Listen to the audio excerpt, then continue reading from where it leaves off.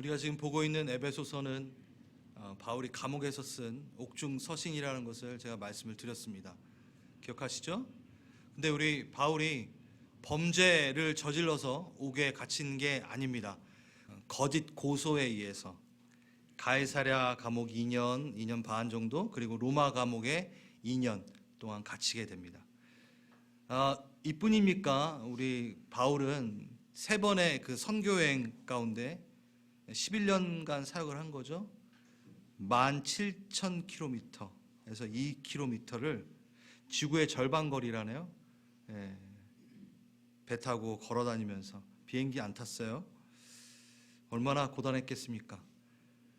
40에 한 번 감한 매를 5번이나, 이게 뭐냐면 39번 맞는 매예요. 근데 뭐 회초리로 맞는 게 아니라 기둥 같은 나무로 뼈가 으스러질 정도로 내려 찍는, 그리고 로마 형벌 중에 3번의 태장을 맞습니다. 가죽끈 끝에 납덩어리를 달아 채찍질하는, 살이 찢기고 뼈가 부서지는, 그리고 또 한 번의 투석형, 이건 유대 종교 형벌이죠. 돌을 맞아 죽이는, 돌에 맞아 죽는, 정말 죽었다 생각하고 성 밖에 버려졌어요.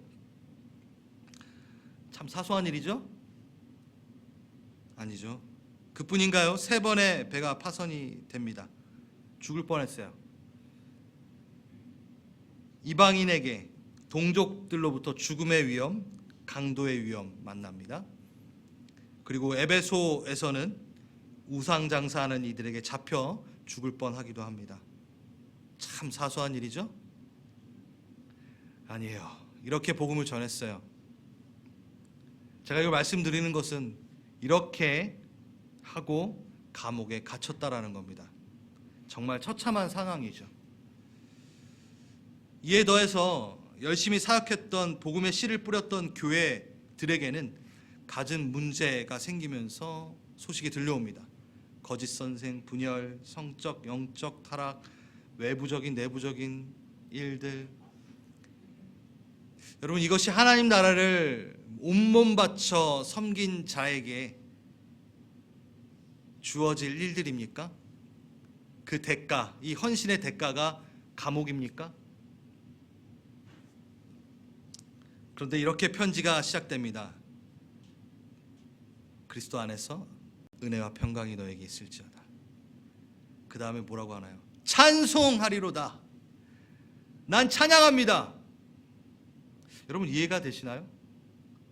제가 여러분에게 그 바울의 심정으로 좀 끌고 오고 싶습니다. 하나님에 대한 원망, 분노. 여러분, 바울의 편지에 그게 보이시나요? 제자들, 성도들, 교회를 향한 실망감. 내가 그렇게 노력했는데 너넨 이런 문제로, 난 지금 감옥에 갇혀 있고 죽을 듯 내가 일하고 섬겼는데 고작 너희가 보답하는 거는 이런 문제들이냐? 그런 실망감? 없어요. 아니면 자신을 향한 실패감? 이렇게 열심히 했는데, 사역했는데 감옥에 갇혔어. 억울한 누명 쓰고 갇혔어. 그러지 않아요. 여러분, 갇힌 자가 오히려 밖에 있는 자유한 자에게 평강해라. 은혜가 있어라. 난 찬송하고 있다 라고 말하고 있어요. 이건요, 아무리 내가 갇히고 고난과 고통 가운데, 아픔, 절망, 질병 가운데 있다 하더라도 어찌 내가 찬송하지 않을 수 있겠느냐라는 것을 이야기하고 있는 겁니다. 어찌 내가 찬송하지 않을 수 있겠는가? 이런 환경 가운데서 난 왜 찬양할 수 있을까? 라고 말하는 게 3절부터 나오는 겁니다. 나에게 이것이 있기 때문에, 이것을 알고 있기 때문에 불평할 수가 없어. 찬양만 나올 뿐이야. 한 번도 의심한 적 없어. 우리 가진 자매가 그 질병 가운데 놓였으나 난 한 번도 의심한 적이 없어요. 어떻게 의심할 수 있겠어요? 제가 이걸 아는데. 네, 찬송하리로다. 찬양할 수밖에 없는 이유, 3절에서 14절까지 나온다고 제가 말씀을 드렸죠. 한글 성경에는 이것이 3절부터 14절, 그러니까 12구절로 구분이 되어 있습니다. 근데 원어 성경에는 3절부터 14절이 쉬지 않고 이어지는 하나의 긴 한 문장으로 되어 있어요. 사도 바울은 억누를 수 없는 기쁨으로 쉴 새 없이 찬양의 말을 막 쏟아내는 겁니다. 숨을 쉬기에 중단하지도 않아요. 그러니까 막 흥분한 거예요. 기쁜 거예요. 그러니까 막 쏟아내는 거예요. 이것은 당연하게 우리도 그렇게 찬양해야 된다라고 가르치고 있는 내용이겠죠. 이 긴 한 문장을 좀 잘 보기 위해선 이 긴 문장 가운데 패턴을 좀 보면 이해가 쉽습니다. 세 개의 문장처럼 나와 있어요. 한 문장이에요. 헬라어로는 그냥 한 문장이에요. 한 문장. 근데 세 부분으로 나눌 수가 있습니다. 이 한 문장 안에는 후렴구가 있어요. 그러니까 찬송가 1절하고 후렴 있고 2절하고 후렴 있고 이런 것처럼 6절에 그의 은혜의 영광을 찬송하게 하라. 12절에는 그의 영광에 찬송이 되게 하려. 14절에는 그의 영광을 찬송하게 하려. 후렴구처럼 이렇게 찬송이 나와요. 그러면 이 세 가지의 내용이 있겠죠? 뭘까요? 첫 번째는 3절에서 6절은 우리를 구원하시기 위해 하나님이 행하신 일을 얘기하고 찬송할지어다 라고 되어 있고, 7절에서 12절은 우리를 구원하시기 위해 예수님이 하신 일을 얘기하고 그의 영광이 찬송이 되게, 그 다음에 13절 14절은 우리를 구원하시기 위한 성령님이 하신 그 일을 얘기하고 나서 14절에 그의 영광을 찬송하게 하려 라고 이렇게 나와요. 이렇게 한눈에 표로 보시면 더 이해가 잘 가실 수 있겠지만 여러분 잘 이해되셨죠? 제가 나중에 PPT를 보내드리겠습니다. 여러분 구원하면 우리는 예수 그리스도의 십자가를 가장 앞에 두지요. 맞아요. 성자 예수님의 사역 너무나 중요합니다. 하지만 이 구원의 사역은 이 성자 예수님의 십자가 사역만으로 다 설명할 수 없다라는 거죠. 삼위일체 하나님의 그 구원을 이루기 위한 그 일을 우리가 찬양합니다라고 바울이 얘기합니다. 우리를 구원하시기 위해 삼위일체 하나님 모두 관여하셨다라는 것, 이게 찬양할 수밖에 없는 이유다라고 시작을 하는 거예요. 우린 너무 익숙하지만 여러분 그냥 관여하신 정도가 아니라 삼위 하나님의 모든 능력, 삼위일체 하나님의 모든 능력, 지혜, 영광 모든 것을 다 사용하셔서 모든 것을 다 쏟아부으셔서 우리를 구원해내십니다. 감동이 없죠 여러분 지금? 성부 하나님은 우리가 누리는 모든 복의 근원이고 기원이 되십니다.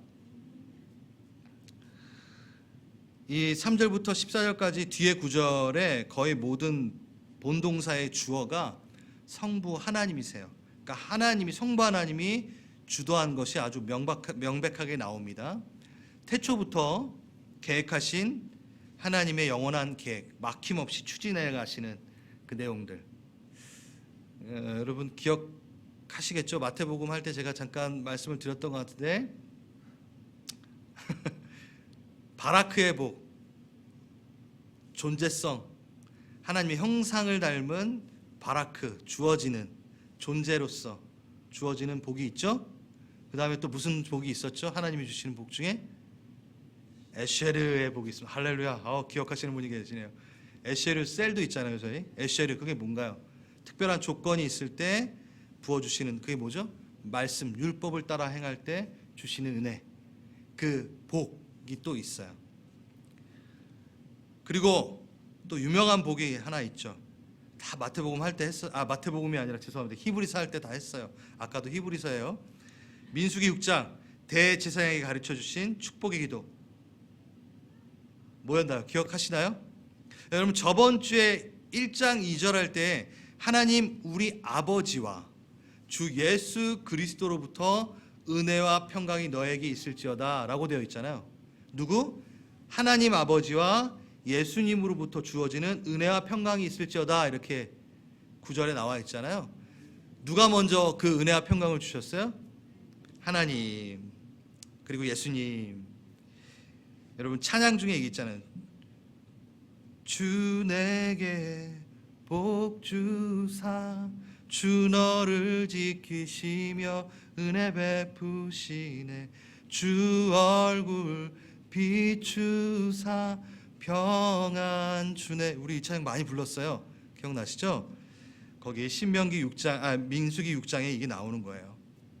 복을 주시고 지키시길 원하신다.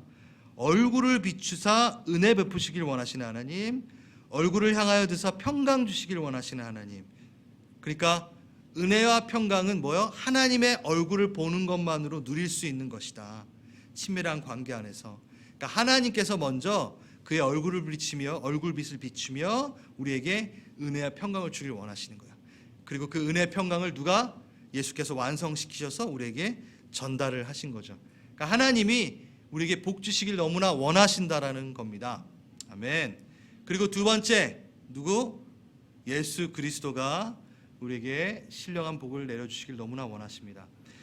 여기 3절에서 14절에 보면요, 예수 그리스도라는 명칭이 15번이나 언급이 돼요. 거의 한 절에 한 번씩, 어느 절에는 2번이나 누가? 예수 그리스도를 통하여, 예수 그리스도 안에서 그 신령한 복이 너희 가운데 있다라고 이야기하고 있어요. 예수와 여호와의 구원. 여러분, 구약의 여호와는 구원이시라라고 하는 게 예슈아라는 단어예요. 그러니까 예수님 이름이 다 계속 구약에 나와요. 예수 구원자. 그리고 그리스도 마시아흐, 잘 아시죠?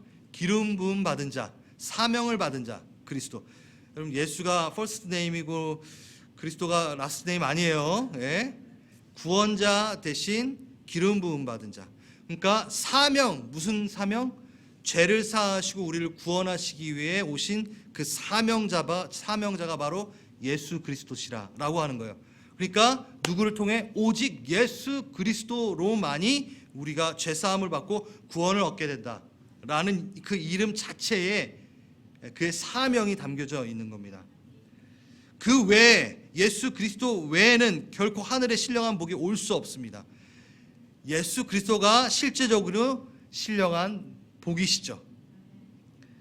그분 외에는 절대 신령한 복은 우리가 받을 수 없습니다 라고 이야기하는 게 이 내용에 있습니다. 그리고 또 하나, 누구요?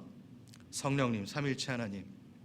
그래서 하나님의 주도 가운데 그리스도 안에서 하늘에 속한 모든 신령한 복을 우리에게 주셨으니, 이게 한국말로 이제 신령한 복하니까 좀 뭔가 이렇게 샤머니즘적인 신령한 뭐 이게 아니에요. 영적인, 그러니까 성령님이 관여하시는 복을 말하는 거예요. 성령님을 통해 누릴 수 있는 복을 얘기하는 거예요. 그러니까 성령님에게서 유래되는 복을 너에게 주신다. 그러니까 삼위일체 하나님이 우리에게 복 주시길 원하시는 거죠. 성령이 내재하심으로 그 영향력을 통해 얻게 되는 복. 그래서 13절 14절에는 성령의 인치심이 또 나와요. 그거 제가 다음 주에는 예수 그리스도에 대한, 그리고 그 다음 주에는 이제 성령님을 통한 우리가 누릴 수 있는 것에 대해서 좀 나누게 될 것 같아요. 에베소서에서는 예수님과 그 성령님의 사역에 대해서 계속 이야기하고 있고, 특히 또 성령의 충만함을 받으라, 이게 에베소서에 나오는 거고요. 또 성령을 근심케 하지 말라, 이것도 에베소서에 나와요. 그리고 우리 전신갑주 나올 때도 방어용만 계속 나오다가 공격용이 하나 나오는데 그게 뭐죠? 맞아요. 그냥 말씀의 검이라고 생각을 하는데 성령의 검, 곧 하나님의 말씀을 가져라, 이렇게 돼요.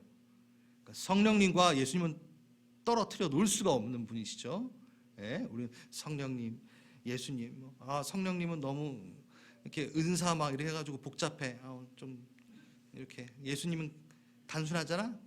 심플하고 너무 깨끗하지. 그래서 예수님만 좋아하고 막 이러면 안 돼요. 예? 여러분, 바울 서신을 한번 바울의 입장에서 한번 생각해 보십시오. 어찌 감탄하고 찬송이 안 나올 수 있겠습니까? 예? 바울은 하나님만 알고 있었어요. 사울. 그래요. 대제사장을 통해서만 하나님을 만날 수 있었던 바울의, 근데 예수 그리스도를 따르는 자를 막 죽이려고 했었던 바울. 그런데 그 예수가 나에게 복 주신다네. 그리고 성령님을 또 내주하시는 성령님을 만나. 하나님, 예수님, 성령님의 그 존재를 아는 순간 난 외롭지 않아가 나오게 되는 거예요. 난 부족하지가 않아.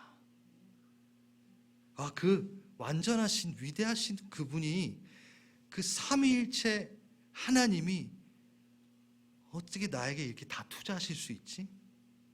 그들의 모든 능력과 힘과 그 영광을 나에게 어떻게 다 사용하실 수 있지? 그 갖고 있는 복을 나에게 어떻게 주실 수 있지? 그것에 감격하고 있는 겁니다. 자, 찬양할 수밖에 없는 이유 두 번째, 그 삼위일체 하나님이 갖고 계신 그 신령한 영적인 성령을 통하여 전달되는 그 복을 어떻게 주시되라고 나와요. 완료형이에요. 이미 주신 거야. 이미 주신 거. 너가 그리스도 안에 있으면 이미 그 신령한 복을 받았다라고 이야기하고 있는 거예요. 이미 주신 하늘에 속한 모든 신령한 복,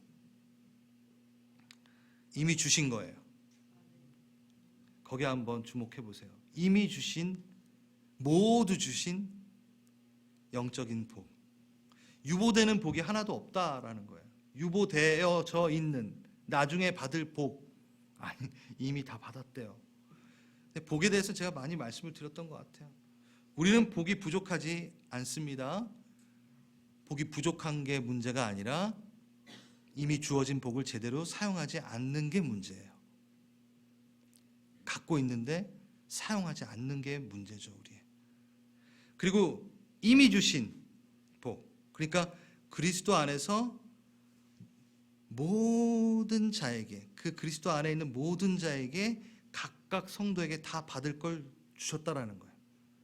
그러니까 각기 다른 상황, 다른 은사, 사역으로 살아가지만 다른 사람이 누리는 복을 부러워할 필요 없다라고 얘기하는 거예요. 명확합니다.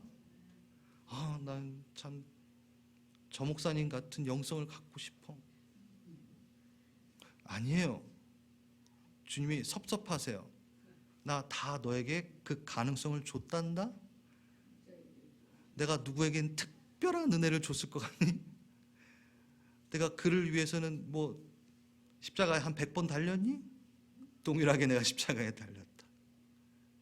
예, 다른 사람과 비교하면서 자신은 그보다 영적인 복을 덜 받았다, 또는 난 더 받았다라고 교만할 수 없는 거예요. 교만할 수 없어요. 이 두 가지가 있습니다. 자, 이미 주신 복에 대한 이해를 좀 제가 돕기 위해 에베소에 있던 이방인들에게 있어서 복이 오는 개념을 좀 말씀드리면 이해가 더 쉬울 것 같습니다. 이게 현대에도 동일한 모습이에요. 잘 들어보세요. 에베소에 있었던 그 이방인들이 신들에게서 복을 받는 개념은 어땠냐면, 하늘과 땅이 분리되어 있는데 하늘과 땅의 간격에는 7개의 층으로 구분되어 있었다고 이땐 생각했어요. 그러니까 7개의 층, 갭이 있는 거죠. 거기에는 각 층마다 각각 신들이 자리하고 있다라고 생각했어요. 그 각 신들의 힘의 능력에 의해 그곳이 다스려지고 있는 모습. 성경 얘기하는 거 아닙니다. 그러니까 한마디로 해서 여러분, 아데미 여신, 나중에 아데미 여신 좀 한 번 더 볼 텐데, 아데미, 제우스, 올림푸스 12신들, 걔네가 거기에 하나하나씩 막 빼곡히 차 있는 거예요. 그리고 맨 마지막, 되게 쉽게 접근할 수 있는 마지막 단계, 제일 높은 위 단계 말고 마지막 단계는 요정들이 다스리는, 이런 식으로 그 신들의 개념, 이 복의 개념을 갖고 있었어요. 그래서 어떻게 그 복을 받냐면, 그들에게 내가 어떻게 해요? 마음을, 지성이면 감천이니라. 이 말 지성이면 감천 맞죠? 지성을 다 하면 하늘이 감동해서 복을 주는 것, 이 개념인 거예요. 정한수 떠놓고 이렇게 여러분 달에다 이렇게 비는 거. 기독교는 그거 아니에요. 저번 주에 이미 했죠? 어떻게 해요? 이미 은혜, 주신 은혜. 그게 있는데 얘네들은 뭐요? 계속 올라가기 위해서, 내가 좀 더 좋은 복을 받기 위해서 지극한 정성을 들여서 하늘을 감동시켜서 한 단계 올라가는 거예요. 올라가는 것. 그래서 그 7개 층 단계 자체가 신으로부터 인간을 분리하는 역할을 하고 있어요. 그러니까 그 층 자체가 접근하지 못하게, 누가? 인간들이 이 아랫 것들 올라오지 못하게 영험한 힘을 쓰면서 그 권세를 잡고 있는 거예요. 그러니까 이게 영지주의도 이제 좀 얘기를 하면 재밌는데, 그러니까 우리가 이 육은 있지만 우리의 영은 위에 있어요. 그러니까 분리되어 있어요. 기독교 얘기하는 거 아니에요. 그래가지고 내가 막 지성으로 드리면은 내 영혼이 한 단계 올라가. 그 신을 만족시켰으니까. 근데 신은 어떻게? 너가 나를 만족시키지 못하면 계속 꾹꾹 눌러, 못 올라오게 해. 막. 그러니까 싸움 막 그냥. 그 내가 한 단계 올라가? 그러면 어떻게 해요? 나는 또 올라갔으니까 밑에 있는 영들을 깔보는 거죠. 예, 교만한 거죠. 그래서 지식으로 구원을 얻으려고 하는, 그래서 철학과 과학주의와 그것을 통하여 내가 복을, 너보다 내가 더 복을 쟁취할 수 있어 라는 개념, 지금도 우리가 이 현대 사회가 갖고 있는 개념이죠. 여러 형태로 내가 지성을 드리면 그 신이 호의를 베풀어 복을 내려주는 개념. 철학, 도덕, 경건을 통해 스스로 다, 특히 깨달음을, 이것도 참 재밌는데, 비밀을 깨우쳐서 남들이 모를수록 이 영적인 비밀을 깨달아가지고 남들보다 좀 더 알아. 그래서 내가 복을 더 누리게 되는. 여러분, 이게 기독교 안에도 무섭게 숨어 있어요. 내가 신이 되어 어쩔 때는 단계를 정하여 올라가고, 내가 피라미드의 그 사상 뺏고 누르고 올라갈수록 나는 복을 누리고 있다라고 착각하고 있는.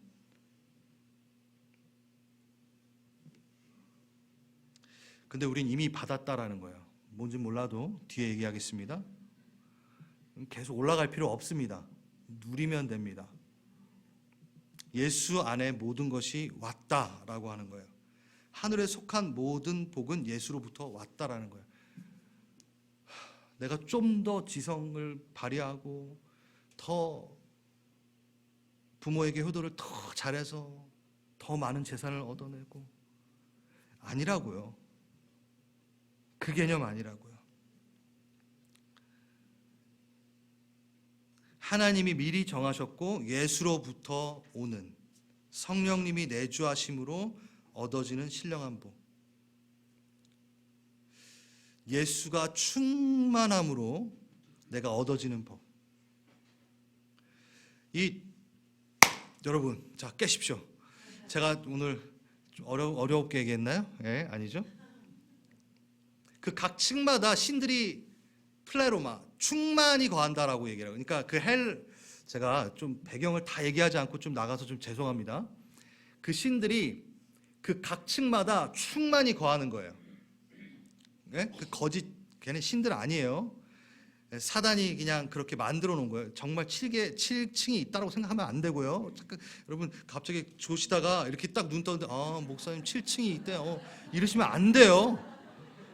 자, 거기에 사단이 가득한 거예요. 그걸 충만, 플레로마라고 해요. 그 충만이라고 해요. 근데 나중에 22절, 23절 가면은 뭐가 나오냐면 예수가 만물 위의 충만이라고 나와요. 근데 플레로마가 나와요. 그게 무슨 뜻이냐면 그거 다 아니야. 예수가 충만이야. 예수의 충만으로 너희가 복을 얻을 수 있어 라고 얘기하는 거죠. 그거는 22절, 23절에 얘기하겠습니다.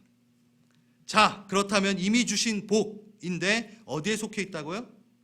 하늘에 속해 있는, 하늘과 관련된 복이라는 거예요. 하늘에 관한, 하늘에 속한, 이건요 정말 여러 차례 반복이 됩니다.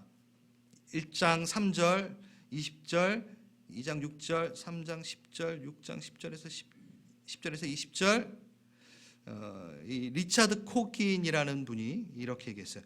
단순히 물리적인 하늘, 그러니까 땅 위를 말하죠. 지상을 말하죠. 그게 아니다. 왜냐하면 바울은 여기서 혈과 육에 관한 문제를 다루고 있지 않기 때문이다. 그러니까 하늘이라고 할 때, 하늘에 속했다고 할 때, 여기서 하늘에 속한 복의 하늘은 모든 선한 그리고 모든 악한 영적 세력이 자리하고 있는 영적 세계를 말한다. 네. 또 나아가 미래에 속한 영역만을 얘기하는 것도 아니다. 왜냐하면 에베소서 6장 보면은 현재 우리는 하늘에 있는 악한 영들을 상대하고 있기 때문에 현재의 일이다. 그러니까 하늘에 속한 것이다 해가지고 나중에 죽은 다음의 일들이 아니라는 거예요. 하늘의 영역은 지금 영적 세계가 있어요.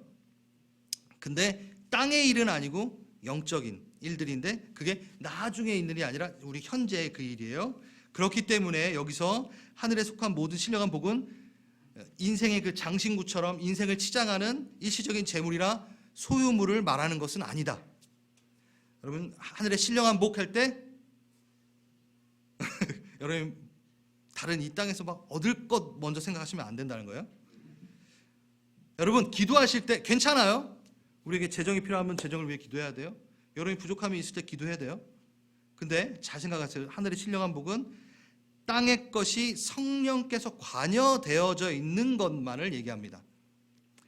영적 세계에서의 상황과 묶여 있는 땅의 것이 있을 수 있어요. 내 욕망으로 인해서 얻지 못하는 부가 있고 재물이 있어요. 다시 나의 욕심으로 인해서 하나님께서 주시지 않는 것도 있고, 내가 하나님의 길을 바로 감을 통하여 하나님께서 부어주시는 물질적인 복이 있어요. 그거는 땅의 복을 말하는 게 아니라 하늘과 그것도 연결이 된 거죠. 그러니까 성령님의 컨택, 성령님의 사인으로 인해서 내가 얻어지는 이 땅의 것들, 그거는 어디에 속한 거죠? 그러면 하늘에 속한 거라는 거죠. 이걸 지금 말하고 있는 거예요. 완전히 분리해가지고 막 그 얘기가 아니라, 여러분 우리가 부를 얻게 되고 막 건강을 얻게도 이게 다 하나님께로 온 걸까요? 조심해야 돼요. 그게 다 하나님께로 온 게 아닐 수 있어요. 왜? 그걸 통해 하나님과 멀어지는 일들이 있다면 그건 사단이 우리에게 준 영적 기만을 베푸는 일들이 있죠. 제가 이걸 항상 얘기할 때 벌써 이렇게 시간이 왔어요. 이걸 얘기할 때 자주 얘기하는 게 있잖아요. 몸이 너무 안 좋아가지고 암이 걸리신 장로님이 계신데, 항상 나쁜 일엔 장로님이 쓰니 죄송합니다. 너무 이렇게 암에 걸렸어요. 이게 실제 있었기 때문에 암에 걸렸는데 하나님 이거 낫기만 하면 내가 열심히 하나님을 위해 더 선실하고 가지고 나았어요. 감사하게. 근데 그 나아서 나음으로 건강함으로 바람을 폈대요. 얘기 저 한 3번 얘기한 것 같은데, 그에게 건강이 뭘? 이 남은 여생 더 힘차게 살아야지 하면서 죄악을 범하는데 사용하게 되는 것들. 제가 예를 들었는데 그런 것들이 있다라는 거죠. 그래서 제가 여러분이 아무리 로또 되게 해달라고 안 해주신다고 그래 막 얘기하잖아요. 안 주세요. 여러분이 하나님하고 안 친밀하면 그거를 딴 데 쓸 것 같고 그거 받아서 타락할 것 같으니까. 그러니까 수준이 되면 주세요. 그러니까 빨리 영적으로 수준을 빨리 하시고 그 다음에 로또를 하시. 자, 제가 좀 유머러스럽게 한 거죠. 여러분 모든 기도가 가능합니다. 맞아요. 모든 기도가 가능해요. 근데 그게 내가 성령에 의해서 받는 하늘과 연결되어 있는가를 잘 여러분이 구분하셔야 돼요. 왜냐하면 바울 한번 보세요. 감옥으로부터 해방되는 일을 신령한 복이라고 말하지 않잖아요. 여러분 신령한 복이 땅의 것으로만 해석이 되려면은 복을 얻었으면은 탈출해야죠. 근데 안 하잖아요. 그러니까 꼭 신령한 복이 땅의 어떤 것으로 환산되지 않는다라는 것 또한 우리가 이해해야 된다는 거죠. 이건요, 하나님과 화목할 때만이 누릴 수 있는 신령한 복을 얘기한다라는 거예요. 그래서 자, 신앙은요, 이 마지막 파트입니다. 신앙은 하늘에 속한 영적인 복에 대한 이해의 싸움인 것 같아요. 내적 싸움. 다시, 하늘의 신령한 하나님의 영적인 요소들이 내게 오는 그 이미 주신 그 복을 내가 어떻게 이해하느냐가 신앙의 아주 중요한 포인트라는 거예요. 앞에서 제가 설명하였지만 그것을 잘 이해 못하면 구하지도 못하는 사람도 될 수도 있고, 그리고 구하여서 잘못 쓰는 사람도 많을 수도 있고, 도대체 하늘의 복이 뭔지를 잘 여러분이 이해하지 않는다면 여러분 신앙생활은 참 재미가 없을 수 있어요. 그 얘기를 좀 하겠습니다. 그 하늘의 영적인 복, 누구와 연결되어 있죠? 다 삼위일체 하나님이 주신 복. 그럼 그 복을 아주 자세하게 설명하신 분이 예수님이 계세요. 마태복음, 여러분이 잘 아시는 산상수훈으로 한번 가봅니다. 제가 읽어드릴게요. 마태복음 5장 3절에서 11절. 복 있는 자는, 하늘의 신령한 복이잖아요. 영적인 복이잖아요. 심령이 가난한 자는 복이 있고, 애통하는 자, 온유한 자, 의에 지르고 목마른 자, 긍휼히 여기는 자, 마음이 청결한 자, 깨끗한 자, 화평하게 하는 자, 의를 위하여 나 예수를 위해 미움 박해받는 자, 그는 복이 있는 거다. 기뻐하고 즐거워하라. 하늘에서 너의 상이 큼이라. 너희는 세상의 소금이고 너희는 세상의 빛이라. 이 얘기가 여기에 나와요. 자, 마태복음 5장에 그 복 있는 자 하면서 이렇게 얘기하지 않았다라는 거예요. 벤틀리를 타는 자는 복이 있나니, 1년에 몇 번은 아무 걱정 없이 해외여행 이름난 휴양지를 쉽게 다녀올 수 있는 자는 복이 있나니, 아니요. 렌트가 아닌 자가를 갖고 있는 자만이 복이 있나니, 아니에요. 여러분, 자가 있어도 돼요. 제가 얘기하는 걸. 생애 동안 한 번도 병원을 가지 않는 건강을 누리는 자는 복이 있느냐, 그렇게 안 써 있어요. 복 있는 자는 하고 그게 안 써 있다고요. 그럼 만약 제가 말한 그 벤틀리 이거면 전 너무 불행해요. 정말 너무 불행해요. 예, 돈 없어요. 정말 불행한 거예요. 아니라는 거예요. 전 안 불행해요. 여러분, 이건요, 예수님이 난 이럴 때 정말 행복하단다라고 가르쳐 주신 거예요. 오늘 핵심의 이야기가 있습니다. 예수님은 지금 팔복을 얘기하면서 자신의 행복을 말해준 거예요. 마카리오스라는 이 복은 마카리오스예요. 이건 블레스보다 뭐냐면 해피에 해당합니다. 행복해. 삼위일체 하나님은 이걸로 행복해. 뭐요? 심령이 가난한 자. 예수님이 이 땅에 있으면서 심령이 가난할 때 행복했어요. 애통할 때 행복했다라는 거예요. 예수님이 온유할 때 행복했대요. 우리 예수님은 의에 줄이고 목마를 때 예수님은 행복했대요. 그래서 우리에게 얘기하는 거야. 난 이럴 때 행복한데 너 그 행복을 한번 맛볼래? 야, 이 기막힌 행복을 네가 좀 맛볼래? 하나님에 대해 친밀함에 거할 때 누리는 그 행복감 한번 맛볼래? 너가 다른 이들을 보며 애통할 때 맛보게 되는 그 기쁨 맛볼래? 그게 팔복을 얘기하는 거예요. 영혼에 대해 안타까움을 갖고 같이 기도할 때 그 영혼에 소생되어지는 그 기쁨을, 그 행복을 너가 한번 맛볼래? 그게 하늘의 신령한 복이란다. 내가 그걸 가르쳐 준단다. 막 얘기했는데 어떻게 했죠?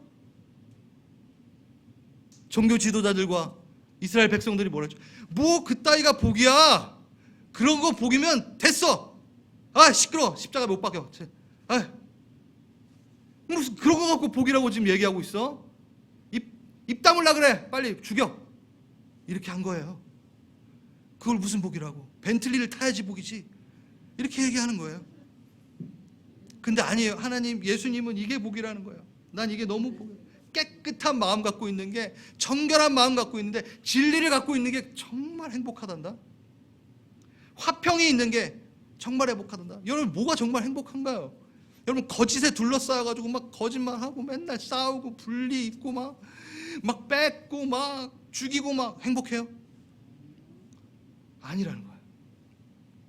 뭐가 행복하다?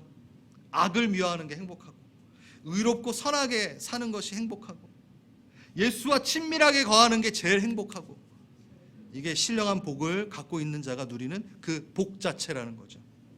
세상은 이해 못합니다.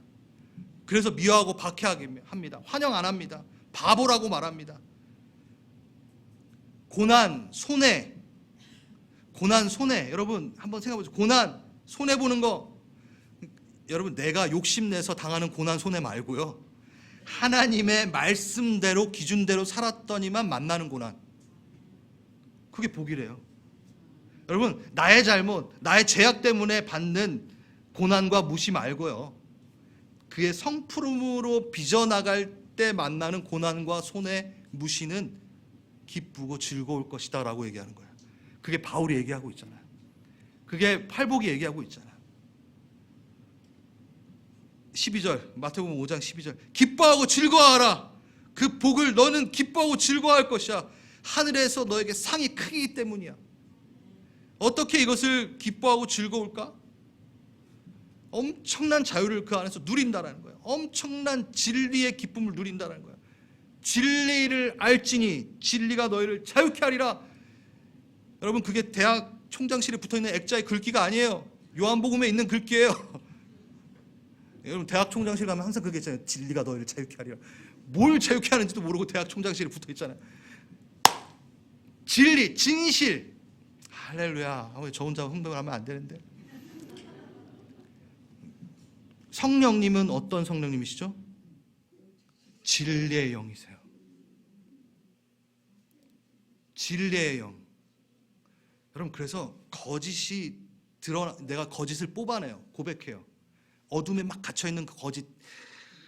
제가 요번 한 일주일 동안 평소보다 되게 많은 성도님들과 교제를 하고 전화하면서 상담도 하고 그래서 제 안에 지금 풍성한 간증들이 여기 들어와 있어요. 우리 성도님들의 간증이. 요즘에 우리 교회 눈물이 많은 거 아세요? 물론 예배 때도 눈물을 흘리시지만 우리 형제들 월요 씨앗 모임이라고 있거든요. 눈물이 있어요. 우머스 미스트리. 저희 아내가 이렇게 만나고 오면은 눈물이 이렇게 할렐루야. 감동이 있는 거예요. 성령님이 그 안에. 근데 그 중에 하나가 뭐가 있었냐면 어떤 형제는 평생 거짓말을 하고 살았대요. 거짓말이 입에 붙었대요. 나중에 간증할 거예요.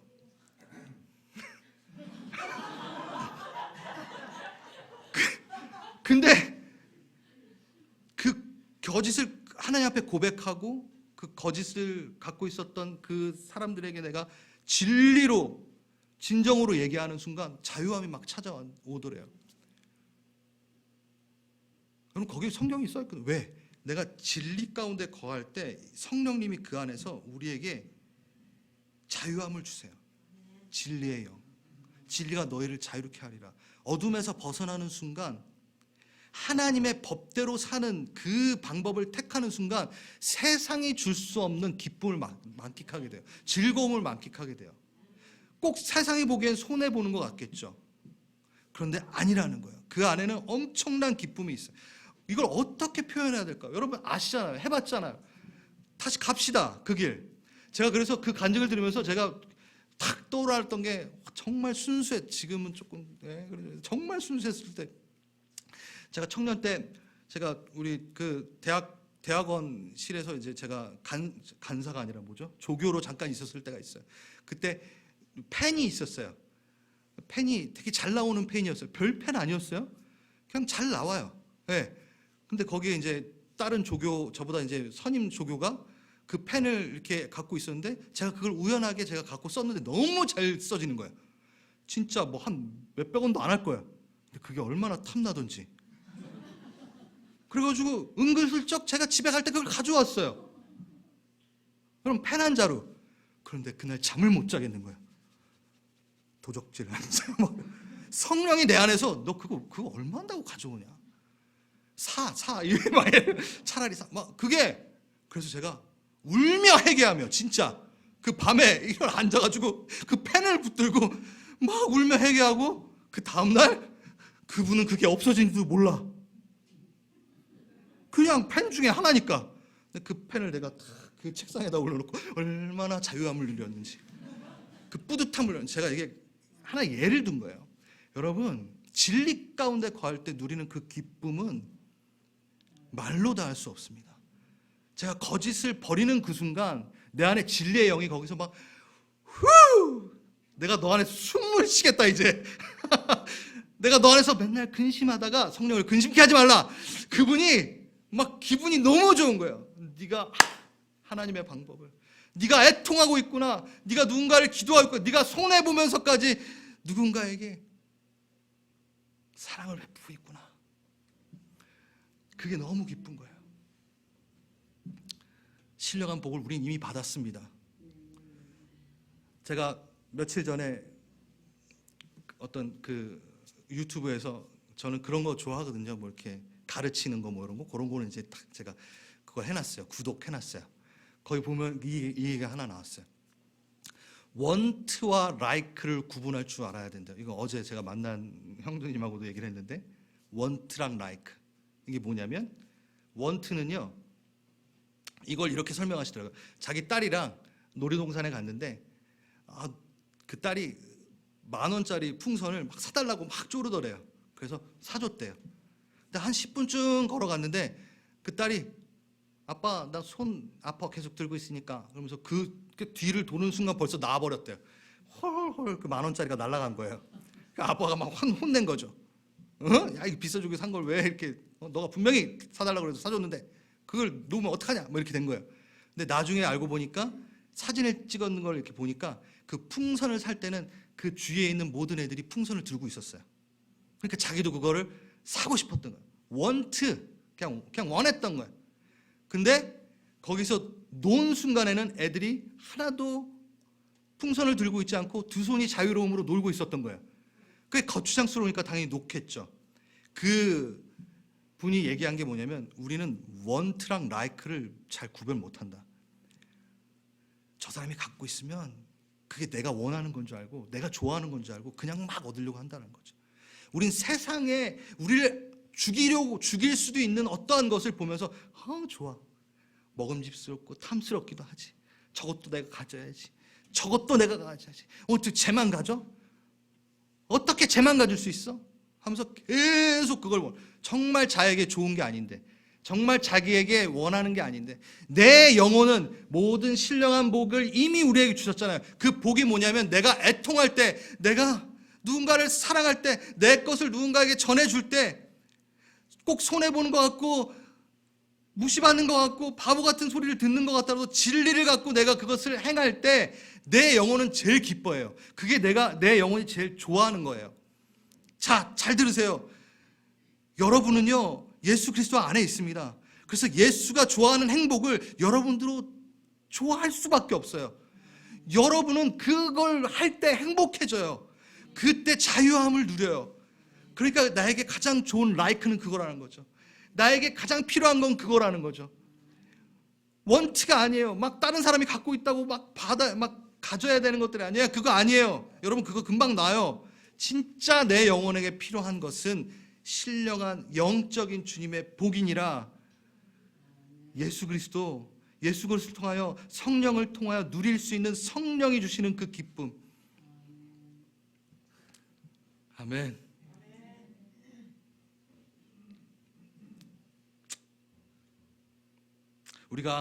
우리 안에 있는 거짓을 우리 안에 있는 이기를 고백하고 토해낼 때 성령이 충만하시 그걸 누리게 됩니다. 그때 빼앗길 수 없는 평안을 누리게 되고 그게 바로 신령한 복을 누리게 되는 거예요. 우린 달라요. 믿지 않는 자랑 다릅니다.